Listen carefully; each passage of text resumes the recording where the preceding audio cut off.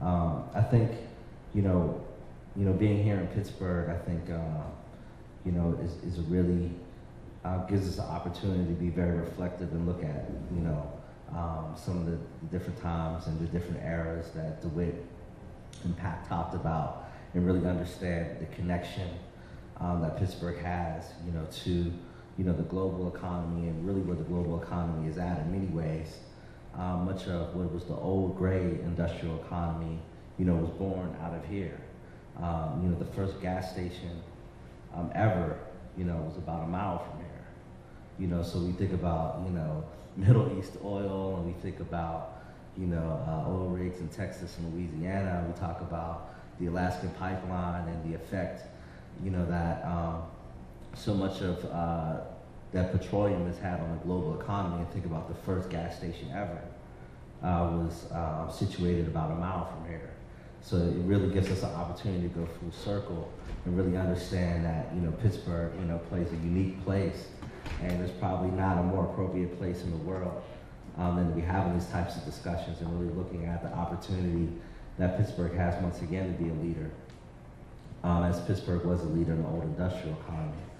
As we really talk about, what this new green economy is about, I think, it really boils down, to the opportunity to really, create a balance between, pursuit, of profits, pursuit of balance with the planet, as well as pursuit for the general welfare and good of the masses and the many.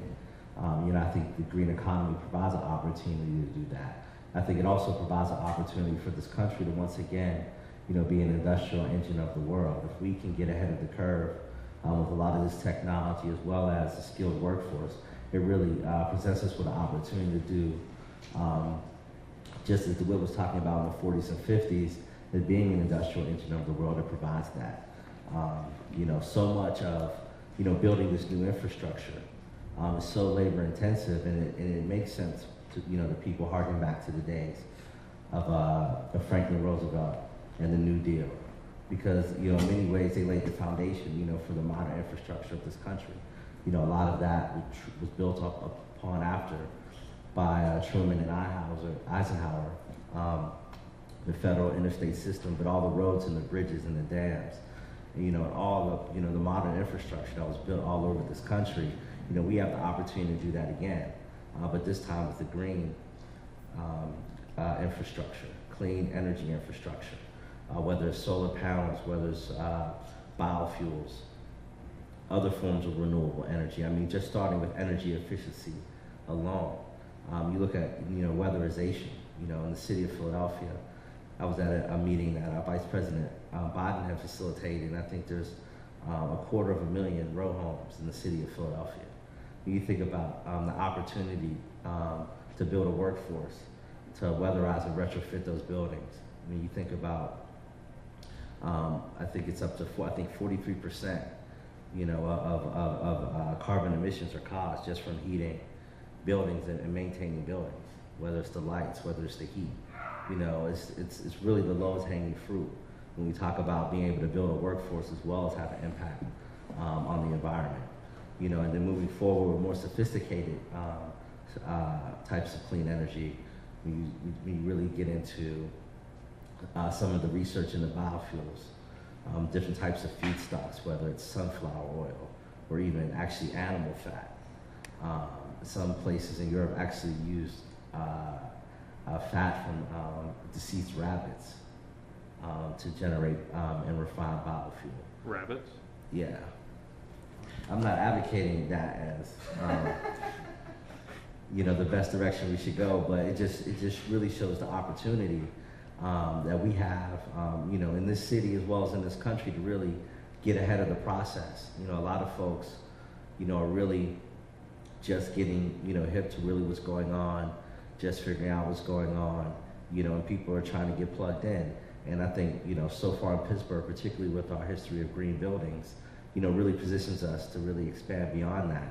Because, green buildings is one piece of that, but again, the energy efficiency, looking at windmills, DeWitt's union, represents the workers at Guyasuta that build the turbines. And how many tons of steel are in each turbine? 200 tons of steel in each wind turbine. So again, you know, as DeWitt talked about, like in the early 80s when manufacturing basically disintegrated in this country over the course of the last 30 years, you know, we know that that opportunity is never going to come back again. You know, there's never going to be, you know, like the steel mills of the past, you know, are not going to come back. The factories, you know, of the 1800s and the 1900s are never going to come back. That type of, you know, really heavy, intensive labor is never going to come back. And the only opportunity that we have to have a diverse workforce that's not only based around services is going to be the opportunity to build and produce something. You know, it's great, you know, to have an economy when we have, you know, lawyers and doctors, you know, and nurses and you know, folks that work in hotels and all that. All that's fantastic. But I think, you know, for the United States, you know, to stay competitive on a global level, you know, our opportunity really, I think, is to really invest heavily in this green economy, which is extremely diverse, but also will give an opportunity to put a lot of folks back to work. And also, I think another important piece is it also gives us an opportunity to give a pathway to prosperity for, you know, millions of people who haven't had that opportunity before. People who have been left out of the old economy, or people who have been, you know, shut out when the factories have closed, whether it's Pittsburgh or Youngstown, Milwaukee, Wisconsin.